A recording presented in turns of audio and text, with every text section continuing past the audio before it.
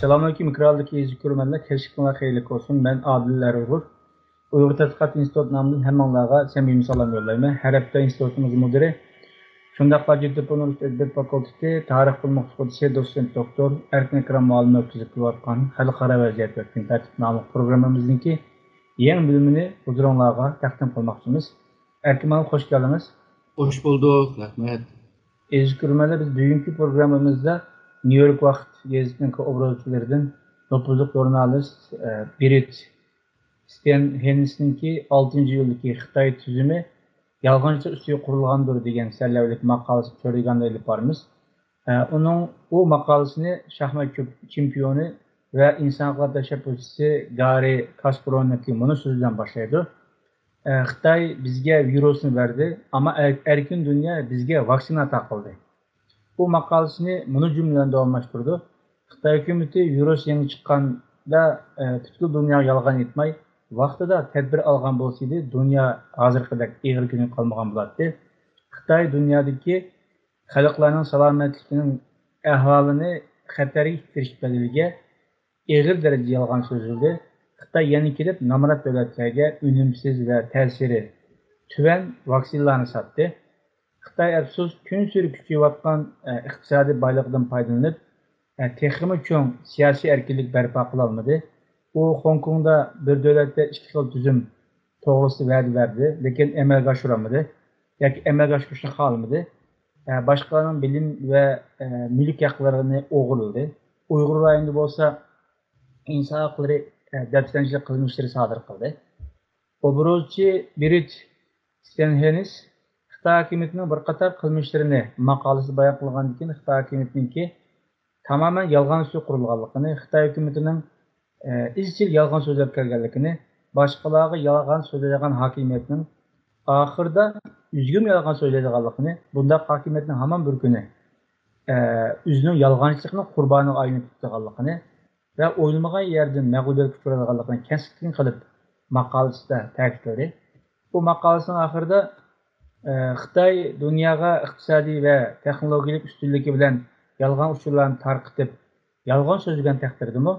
Lekin erkin dünyanı hergizmi bu yalgançılık bilen, yalgan uçurlar bilen ve yalgan məlumatlar bilen kümültəlməydiğanlığını alayda eskartıdı. Erkin müəllim söz başlaştığım burun bu obzorçu ve jurnalist Berit Sten Hennis hakkında kısaca məlumat veriş muvaffaq deb qoydum. Berit Sten Hennis Amerika'da jurnalistlik ve sanat qatarlıq sahalarda nüfuzluq mukafotlardan bolgan Pulitzer mukofotiga erishgan muhofizkor obzorchidir. U NBC, Wall Street Journal, Jerusalem Postasi qatorliq nüfuzluq media organlarida ishlagan. U yana Dünya iqtisod nomeri onunğa yosh dunyo lider deb mukofot ve nom bergan. O fikir jurnalist sahası boyunca Erik Benderil mükemmellik mukofotiga erishgan. O yana bunun başka nurg'un mukofotlarga erishgan nüfuzluq obzorchi ve jurnalist. Erkin müəllim, siz aldı bilan bu jurnalist yani Berit Sten Hennis'ninki Xitayga qarshi qo'shilamsiz. O deganda Xitoy tuzumi haqiqatan yolg'onchilik ustiga qurilganmi? Doğru devadıdı. Şu 18-19. esirde Meli İngiliz, Fransa, Gırman olsun, bunların filozofları ve şundakla bu devletke ait olan bazı misyonerler, Xitayda yaşayan misyonerlerin yazgan eserlerde gerçi bu Mançur İmperiyası bozma ama Xitay ne yazıyordu? Xitaylar hemisi pek yağancı, her zaman yağan yapılıyordu. Meyli normal gündelik yaşamdaki gap sözler olsun, meyli ticaret sahası da olsun. Hatta birbirisiyle uruk tukanların arasındaki bazı gap sözler de olsun, sap yağancılıkla toluklaydı. Ama 20. əsrdinkin G'arbliklar pek yazmaydigan oldu Xitay'nınki yağancılığını. Ama hazır bunu yükselgen Xitay yeni dünyaya asla tanınmışlığı başladı. Ve bu Xitay'nınki meyli kaysa hakimiyet olsun, mücnabi aldamcılık bir siyasetine ilip bağlanlığını asla tanıvadı. Misallığa muş əbəy misal verilgəndək Wuhan'daki virüsünü. Aşını misalga en başta muşun tedbirini ağam bolsa belki dünyaya bunçilik yiyilip yetmezdi. Aşı kiselninki uğusudıla ona yoktuşka bir ihtimal vardı. Misalga SARS degan kiselmiş 2003'te. Peyda bolgan çağdıma Xitay maaşında dünyaya ilan kılmay. Üz işçide onu hal kılımız deb başına tırışkan. Bu SARS keseli dünyaya bunçilik yiyilip yetmedi diyor. Ama aşınından tecrübe savak iliş lazımdı. Ama Xitay hakimiyeti ağan tecrübe savak, yani başkaları demeyli degan. Şununla bu yağancılık bütün sahalara kirib ketgan hamda. Bo'libmi kommunist Xitoy bu yani komünizm sirtdan kirgachga ve Marksizmga yağan gap qilishni yaxshi ko'rmaydigan ve rost gap qilishni tashviq qiladigan bir izmdi bu. Ama Xitoy shu chet eldan kirgan bir iqlimni qabul qilgan taqdirdami, yani o'zininki an'anasida bor bo'lgan yağan gap qilishni yine devam qilgandi. Xitoyninki bu nima uchun bunda yağan gap qildi deganda hamda asosan shu biz o'zimizninki aciz yerlarni xalqlarga ko'rsatmaslik ve devamlı güçlü ko'rsatish, onun için biz o'zimizni qo'llab qilish uchun bu yağan gapni deyapmiz deb manga tushuntirdi. Shuningga bu Xitoyninki mayli en tövəndəki avam xalq olsun ve en yuqoridagi devlet reisleri olsun, sap shunda bir yağan gaplar bilan ilib beryapti. Bu yağan gapni rasalığa ekilish uchun Teşviqat Ministerliği degan bir ministerlik var.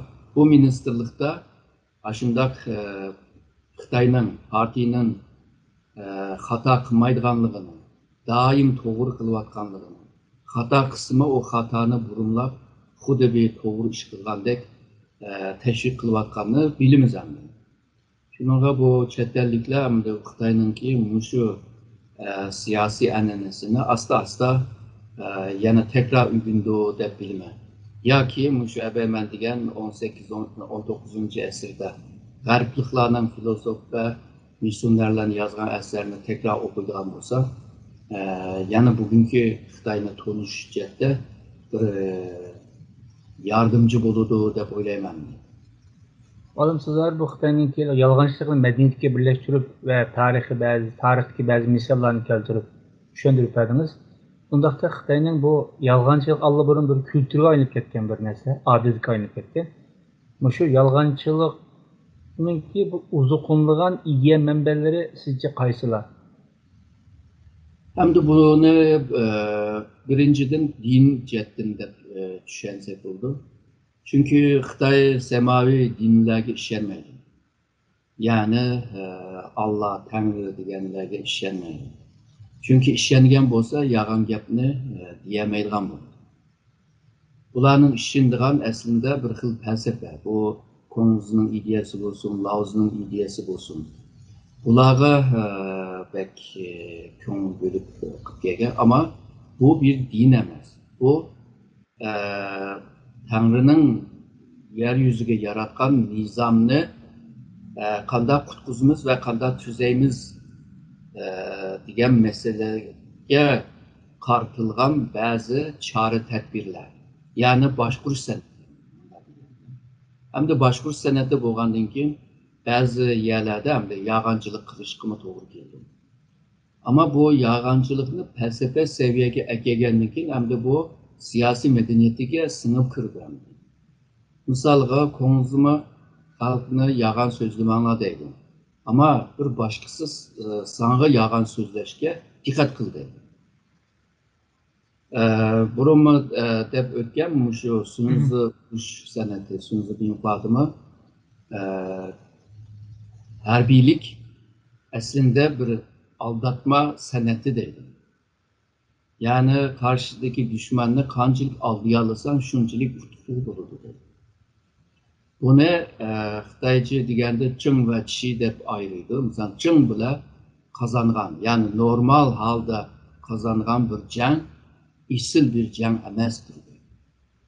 Ama çi bile yani gayri resmi yollardan kazangan janglar o en isil jangdır. Yani ilgerlik yolu ile başka gayri resmi yollar ile kazangan uruşlar bular en âlâ uruşdaydı. Ama normalde insanlar üzerindeki gücü yani bir cemiyet bile bir grup bile bir grubun arasında güçke tayanıp durup kılıngan bir jangni normal bir jang emas, o âli bir jang emas devadı. Yani müşahedime düşkenlikli oldu. Yani bular gayri yollarını, ilgerlik yollarını teşvik kılıyordu. Ondaqda halk muşundaq yağan gapirishini yoki hayotda yağan davranışlarını tabii normal deb qabul qildi. Gerçi o felsefelerde dürüstlük, moyumdur deb bek deydiyor ama onunla karta yenila üzerine yüşürval, üzerindeki acizlikni haklarga kösetme, jığlayman desem külüse, külümen desem jığlaysa deb bunu mu teşvik kıldı? Yani her ikisini teşvik kılıp kelgan. Ama bu Komünist Partisi hem bu özününki anneninki bu yağan yapılışını öğrengen hem de komünizm her qanday izimden a'la deyiş üçün ve Marx'ın degandek bir kapitalizm ceryanı toluqlamay sosyalizmga ötep ketkeşken ve Marxizm işçiler bilen hareket kılıp hakimiyetine toluq düşürüş degan tipiga ta'tir, yani dehqonlarni ishqi ya da dehqonlarni qishqirtib shunday hakimiyetni toluq düşürüyoruz. Şehirden anandaki bütün yezlarga yeyiliş lazım deb Marx deydi ama Mao'nun ta'tirini qildi. Muşu ta'tirlik aslında Marksizmden jiroqlashdi degan gap. Ama Marksizmni biz Xitoyninki ahvoliga moslashtirib buni taraqqiy qildirgan bo'ldik deydi. Endi bu gapni endi normalde tadqiqotda endi bu Marksizm emas bo'lib qoldi. Ama ular Marksizmni qanday taraqqiy qildirganligini ifoda qilyapti. Bu yerda Marksizmdanmi ustun bir narsani ijod qilgandek bu yerda anlatıldı. Halbuki bu kapitalizmdan o'tmagachga, yani o bayashatlik bir hayotga o'tmagachga maddi boylikni to'liq bir seviyaga akilamaganligini yushirish uchun mushu komünizm en iyisi deganni teşvik qildi. Bu yağan bir gap endi, Marksizm emas, ama yağan bir gap. Bilimiz bütün komünist devletleri hemmisi kambag'al devlet. Hazır bu Xitoy qanday boy bo'lib qoldi? Xitoy shu nima Deng Xiaopingdan itibaren kapitalizmni ijro qilishga boy bo'ldi. O komünizm bilan bo'lmadi bu. Ama bugünkü Xi Jinping onda demayapti. Komünizm bilan o boylikni qozondik, o kuchni qozondik deyapti. Bunga oldi keyin qarasak hammasi bu haqiqatga moslashmaydigan, haqiqatdan yiroq bo'lgan bir xil tushunchani paydo qilyapti. Misalga hozir bo'libmi keyingi yillarda Komünist Partiya manda deydi. Şu Japonya'ya karşı 8 yıllık urushni biz esasen hal qilgan deydi. Ama Xitoy bilan Japonya'nın arasında neçe ming urushlar bo'lgan. O neçe ming uruşunun içinde Xitoy aran 40-50 urushga qatnashgan. O esas uruşunu Komünist Xitoy qilmadi. Ama bugünlerde şu Komünist Xitoy Partisi'nin ilip bağlan faaliyetiyle oldu. Cankeşlikler hukuk keçip gücüdür aldı. Ama bu tarih cetten qarğancadı bu yağan cepten mi? Misalga Mao şu 1958'de gayleti bir siyasetini oturup koydu. Yani 10 yılda İngiltere'ye, 15 yılda Amerika'ya yetişimizde nurg'un shu temir tersaklarni eritman deb bütün shu Xitoy xalq cumhuriyeti boyunca yamanchiq avara qildi. Ve bununki akıbeti şununla iqtisadi kriz bo'ldi. Bu Mao'nunki hatasından tüpeyli ama Mao başka bir kelimeni icat kıldı. Deydi bu tabii bir afetin neticesi değil. Bu tabii afet demez, bu insan afeti bu. Ama aşını yükşireleydi misal. Misalga bu hatalıkını tanqid qilgan adamlar paydo bo'ldi. Mao qarab baksa bu hatalıklarını to'lmasam bo'lmaydi deb, bundan keyin bir qadam dastlab turib, bo'ludi, sizlar meni tanqid qilsanglar bo'ldi, hokimiyatni partiyani tanqid qilsanglar bo'ldi deb, hamma odamni sayranglar deb sayratdi. Keyin Madaniy inqilobi kelgan chog'da sayrag'anlar joyladi. O mu bir yağancılıkta? Hem de siyasette bir yağancılıkla buludur bizimki avam halkının tili öyle diyen. Ama siyasette mi onunki bir ahlakı var, bir kaydısı var. Yani maksatga erişiş için özlerininki haklı bo'lganligini ispat qilman deb yağan gap bilan buni so'zlash, yani bu mu to'g'ri emas? Ama Xitoydagi biz shunday qilib g'albiyatga erishdik deydi. To'g'ri, jankeşliklarni aslında yağın gaplar bilan xili aldılar. Xuddi Japonlar qarshi o'zlar qilayotgandek, Gomindan qilmagandek. Shuningla bu Kuomintangninki, Kommunist partiyaninki nihoyatda o'z vaqtida bir o'lsab qolgandek bir ish endi. Hamda Kommunist partiyasi Mao nimada Jiangxi Region degan yerda Xitoy Sovetlar Cumhuriyeti'de bir cumhuriyetini kurdu. Bu bir devlet, devletin içinde bir devlet kurdu. O devletin kurup ve ahırda Kuomintanglarınki hücumga uçurgandan keyin uzun sefer degan uzun keçişini başladı. O vaqtida Japonlarga karşı bir pay ok atmagan. Ama bugünlerde deydi, biz Japonya'ya karşı 8 yıllık emas, biz degandan keyin 10 necha yıl Japon bilan urushib keldik deydi. Ya bu vaqtida sen yo'qding o'rtoqda, qanday urushasan? Mushu xalqlar tarixni tepib, mushuni pash qildi deganlikdanmi tortinmaydigan bo'lib qoldi. Misolga mayli Tashqi Mo'g'ulistonning mustaqilligi bo'lsin, Tibetning mustaqilligi bo'lsin, biz sizlarga yordam qilish uchun keldik deb ularning mustaqilligini to'sash uchun kirishdi. Ama Tibet'ninki akıbetini biliriz. Şarkı Türkistan'a kirgen çağdama o özünün işçideki materyallarda işgal deb yazıldı. Şarkı Türkistan'ın işgalı deb yazıldı. Yani işgal kıldı deb diyor. Kumu, Turpan'dan, Cenip taraftan, Kaşgar'dan, Xotangacha yani bir armiya şimalga qarab mangan. Muşu jarayonda ichki materiallarda işgal deb yazgan. Ama hazır biz ko'rayotgan gap nima desa, tinchlik bilan azod qildik deydi. Yani bir pay ok atmay, tinchlik yo'li bilan buni hal qildik deydi. Hamda Sharq Turkistonliklar shundaq Kuomintangchilarninki zulmiga uchurg'ashqa biz Kuomintangning qo'lidan qutqazdik deydi. Hem de bu Şarkı Türkistanlıklar için hem de Kuomintangma bir Xitoy hem de Kuomintangma bir Xitoy. O Şarkı Türkistanlıklar için onun ayrımı yok hem de. Koptu hem de. Ama Golcu tarafçı, Golcu hükümeti için. Golcu hükümeti o şimalını hemmisini azad kılıp olgan.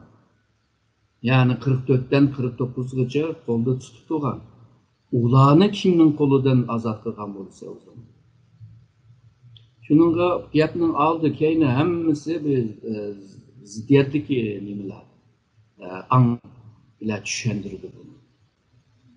Yani qayerga qarasa bir yağancılık var. Misalga Türkiye'de en adli bir örnek misalını versek, Türkiye'de hazır Xitoy meli disilar şüphesiz asan buzulup kaldığan degan ma'no chiqadi. Misalga çatma filmlerde, yaki normal filmlerde, yaki münazire programlarda bir gapni devitip böyle yağan veya sahte deyiş için Çin malı mı deydi, değil mi? Xitay mili mi bu? Deyildi. Yani xudu Türkiye'de Xitay'ınki zulümünü Çin işkencesi degendik, Xitay işkencesi dep atıgandik. Hazır Xitay mili ise aslında sahte mallar, yani yağan mallar. Yani bu yağancılık felsefesi bütün sahalara sınıp ketken endi. Şununla Xitayni eğer de yaxşı tanımagan takdirde Xitayning gepigime işinip ketidi adamlar. Ötgende misal berdik bu, Avustralya'nın burunki baş ministri. Xitayda mı demokrasi barken, Xitayda mı insan hakları barken, yezıklık turdu dedi. Xitay şu xalqarada bağ hukumlarını ilip, işçini bozup, onundaki yüzünün düşüncesini işçiye toldurup, mana bizde mi bağ da var dedi. Yakın zamanda Xi Jinping'in bazı nutuklarda şu insan hakları, tengbereverlik, erkinlik, dini erkinlik diğerinin sanlap gelip bu diğerinin ki bütün dünya kabul kılan universal bir kıymet karaş. Bunu biz mi qoqdap kelyapmiz deydi. Sen qoqdap kelgan bo'lsang, Xitoydagi bu Sharq Turkistondagi bu zulmlar qanday paydo bo'ldi? Misalga Xitoy Sharq Turkistonda bir zulm siyasetini ilip bağışqa Sharq Turkistonliklar qarshi chiqdi. Xitoy qarshi chiqish bir natija, shunday siyasetning bir neticesi. Ama Xitoy neticeni sebep kılıp gösterdi, sebep kılıp tanıştırdı. Xuddi o'zi yaxshi beqiyotidi bu xalqni, ama bu xalqning arasında bazı bölgünçiler, bazı dini aşırı dinciler, milletçiler karşı çıkmadıdır deydi. Bu senin siyasetinden töbeyle karşı çıkmadı. Hem de toprakını işgal kılın, hem de işgal kılıp zulüm kılın. Halklar bunun karşı çıksa, bununla mı gap to'ldirib, bununla mı gap burumlab gaplarni dunyoga to'ntiradi. Nurg'un devletler mi shunday o'ylayapti hozir. Misalga Arablar bo'lsin, Müslüman dünyası olsun, bu Türk dünyası olsun. Uygurlar dese, Xitayning teşvik qilgandek, bular terörist deb düşünüyor. Misalga Tayvan'daki bazı mutaxassislar Uygur dese terörist deb düşünüyor. Yani Xitayninki bu teşvikatı hele bir yerlerde işe yarayotganini gösteriyor. Ama G'arbliklar asta Xitayni tanishga başladı. Ve Şark Türkistan'da hakikaten bir zulüm bağlılığını ve bu zulümle hazır ırkı kırgınçılıkla iniqlab bunu oturup koyuyordu. Şununla bu Xitaylar bu yağan gapni değerli verse bir gün çanıdı, hazır aşı çanıdığan günler kiriyordu.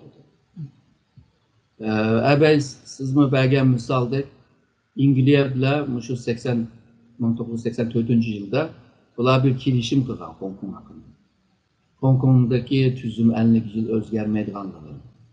O yerdeki halk yani özününki bilgen şu siyasi tüzüm ve iktisadi tüzümü qarab özünün turmuşuna kandırıp yaşaydıqanlığını dedi.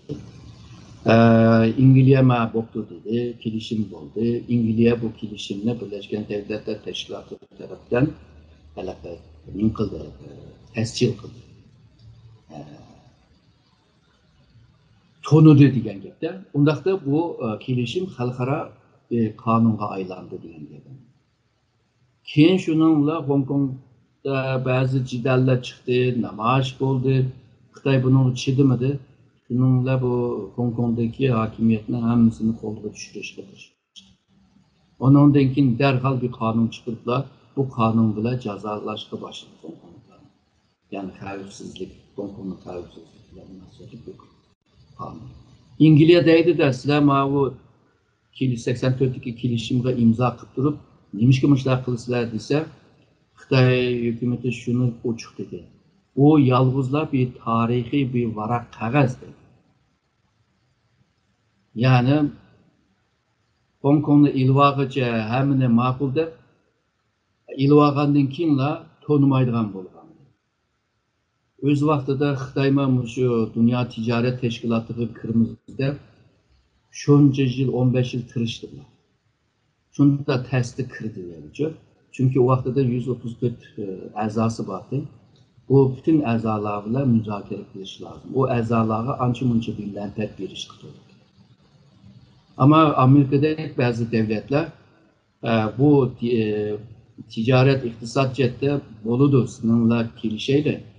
Ama sizler terakki kılgan sürü, yani bu nimede iktisatta hem de buna baza iktisadı değil. Yani baza ekonomisi dedi. Baza ekonomisi degen seviyeye kelgende salayetini ağandan keyin sizlermi xalqarada mushu salohiyatga ega bo'lgan, mushu statüga ega bo'lgan devletlardek xalqaradagi ba'zi mas'uliyatlarni ustunlarga olishadi. Xitoy hozir dunyoning ikkinchi iqtisodiy kuchi.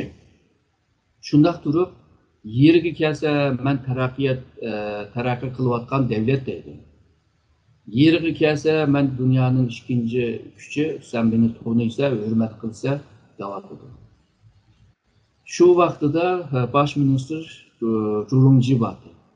Zhurongji anandan shu Amerikaning bu gaplarini anlab bo'lib, chunki Amerika inson haqlari degan nima Xitoyli degan shu kelishimning ichida bir moddada shuni qo'yaylik degan.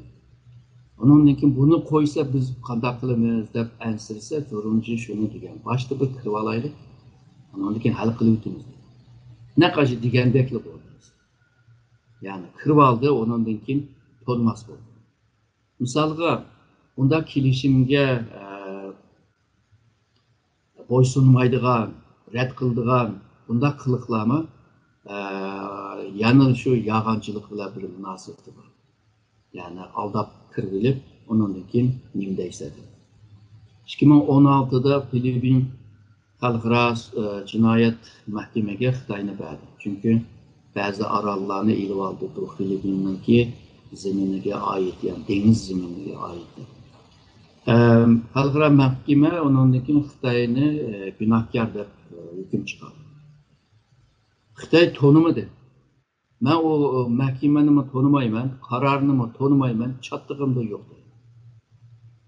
Xitoy bazı yerga dikkat qilsanglar, vay, şu xalqaro qonunga bo'ysunish lozim, Birleşken Devletler Teşkilatı etrafında şekillengen tüzümge bo'ysunish lozim, Amerikadagi yağandan ko'p taraflik hamkorlik teşkilatını kurvadıdı, bu degan yağan, bu degan sahte deydi.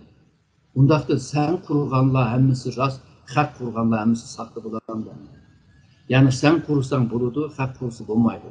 Haq kurup qalsa, o yağan bo'ladi.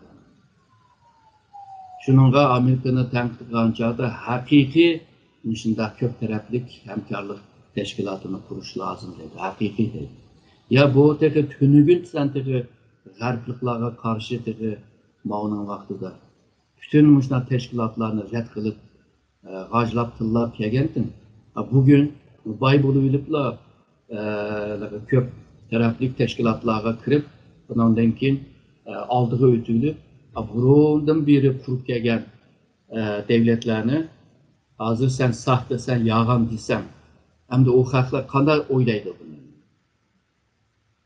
Bunga nereden qarasak, yani xalqaro munosabat bo'lsin, tashqi siyosati bo'lsin, medeniyetinde, yaşamda bo'lsin, hamma yerda shunday bir saxtalik bor. Ama semaviy din bo'lgan bo'lsa, uni cheklaydi bilamiz. Yahudi bo'lsin, Hristiyan bo'lsin, Müslüman bo'lsin. Bularning dinida yag'an gapirishni cheklaydi. Ha, yag'an gap qilgan Müslüman yo'qmi? Bor. Hristiyan yo'qmi? Bor. Yahudi yo'qmi? Bor. Ama medeniyetga, yani umumiy jamiyat tarafdan qabul qilingan yag'an gapirish medeniyetiga aylangan, değil mi? Malum ahirgi bir so'zla oxirlashtirsak programmamizni. Konkret qilib aytsak, siz xalqaro munosabat va boshqa millatlar munosabatda Xitoy yolg'onchilikni tafsiliy so'zlab berdingiz. Konkret misollarni elib. Bizga tatbiq qilsak, yani Xitoy hükümeti hozirgacha Sharq Turkiston siyosatida eng cho'ng qaysi yolg'onchiligini so'zlab turib, o'zining siyosatini ilib qoldi. Shunga bir necha misol keltirib bergan bo'lsangiz. Onda evvel degende işgal kılgan çağdama sizlerini azat kılımız dep geldi. Bununki muşu belki övgücüler belki istidabatı muşu 55. yıldan 57. yılgacha Şarkı Türkistan'daki bazı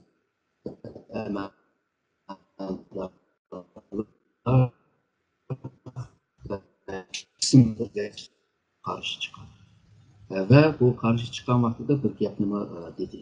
Azat kıldırma bo'ldi, biz azat bulduk, hem de çık ketsanlar bo'ladi degan gapnima yetkizgan.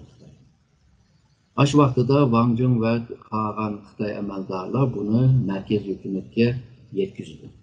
Merkez hükümet anından keyin Zhou Enlai'nin başçılığında Qingdao'da bir yig'in qildi. Milletler bilan munosabatli bir yig'in. Bu yig'inda yana shu aldab saldab şu Wang Jun tarafdan qo'rqitib turib Sharq Turkiston Qingdao'ga borgan vakillarni aldab saldab qildi. Ahiri Borxan Şehidi bo'lsin, Mavo Seyfettin Azizli bo'lsin, bular hammasi shu jim turilishdan boshqa bir gapni qilmaydigan holga kelib qoldi. Yani azat qilib kelgan bo'lsang bo'ldi, hamda chiqib ketsang bo'ladi, ammo chiqqani yo'q. Chunki biz taraqqiy qilib bermasak sizlar bo'lolmaysizlar deb, bundan keyin biz kelgan chaqda, ya'ni ishg'oldan avval bu yerda yo'l yo'qdi. Biz yo'l yaratdik. Ishg'oldan avval üniversite yoktu, bina yoktu, maşin yoktu, o yok, bu yok. Biz kelgandan beri bo'ldi dedi. Eğer bu gap to'g'ri bo'lsa, Xi Jinping nima uchun Sharq Turkistonda namratliklarni yo'qitiman deb turishdi? Sizlar hal qilib bo'lgan bo'lsan. Demek bu rayonning taraqqiyotiga ko'ngil bermagan gap. Sömürüş uchun, yani sömürgecilikte, yani mustamlikachilikda bu bor. Yani rayonu sömürdü ama rayonun tarakkiyeti öyle çaptığı bulmadı. Müştak bu olan. Yani onun için bu parti propaganda bile, onun için bu aldamcılık bile, Şarkı Türkistan halkını ondanla aldap geldi. Bu aldap kiliş için bir yerde bir cidel çıkış lazım. Şunun Kazak, Kırgız, Özbek, Mongol arasında cidel tiyerdi. Hemisiga Atıboğu tek verdi. Hem millet ayrıydı.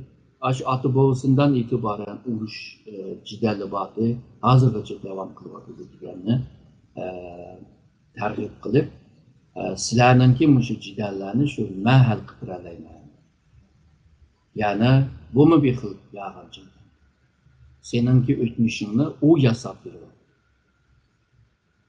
Misolga Uyg'ur xalqi degan vaqtida Uyghur halkının ki kültürü bile, an'anani bile, örf-odati bile, dini itiqadi bile, tili bile, edebiyatı bile Uyghur o'zi Uyg'urni Uyg'urlashtirdi. Ama bugün Xitoy Uyg'urni Xitoyning tushanchasi bilan Uyg'urlashtiryapti. Misolga Uyg'urlar bu naqshi müziklarga bek mahir deydi. Şununla bu köygen Uygur'unu dans oynar dese Uygurlar oynap bir vatıdır. Çünkü seni Xitayca Uygurlaştırıyor. Misalga Uygurlar bek miman dost. Aşı uygu basan hem nimini yigizdi der. Hem de üstelge yaki dasturxonga qo'ygan yeydigan ishdigan narsani hammani yevetmisan Uygurlar xap bo'ladi deb aşı yalmağızdaki yep, toyap, agna çıktı. Bu mu bir xil aldamcılık? Yani iman kepti deb oturup koygan narsani hammani süpürüp yep ketmisan bo'lmaydi degan gap emas o.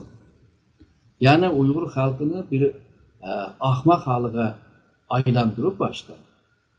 Onun denkin sömürüp, onun denkin aldap. Misalga azıcık bu lager meselesi var. Lagerga solanğanlarni bularni mushu mayli otonom rayonninki qonuni bo'lsin, mayli asos qonun bo'lsin, bu jihatda berilgan haqni bergini yo'q.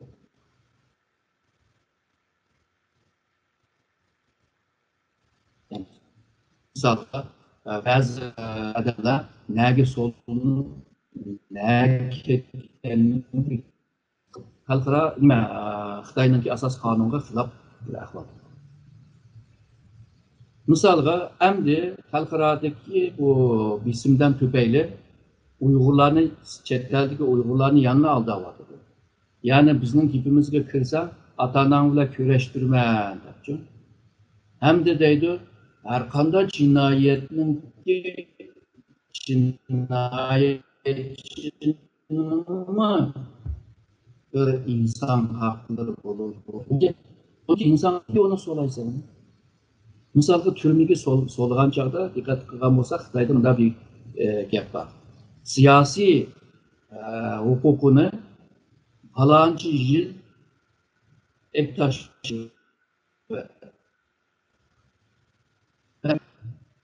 İlham To'xtanimi aşnaq qildi.